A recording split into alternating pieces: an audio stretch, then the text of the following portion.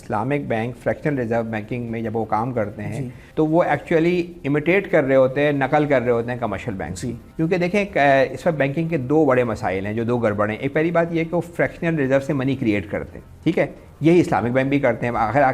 अगर आपने मीज़ान में पैसे रखे हैं, मीज़ान आपको रिटर्न दे रहा है या बैंक इस्लामी आपको रिटर्न दे रहा है तो कहाँ से दे रहा है? इसका मतलब है कि उसने 100 रुपये आपने रखे हैं, उसमें से 95 रुपये आगे लोन दिए हुए। वही जो लॉ कमर्शियल बैंक पे होता है कि 5% स्टेट बैंक में रखना है, इस्लामिक बैंक पे भी यही लॉ अप्लाई होता है। वो भी 95%, चाहे वो किसी और नाम से दें, मगर वो मनी क्रिएट करते हैं नंबरों में। किसी का अकाउंट माइनस नहीं होता, यानी मेरा मीज़ान में पैसे रखे हैं, मेरे माइनस नहीं होंगे, मीज़ान उस पर मनी क्रिएट करके किसी को दे देगा।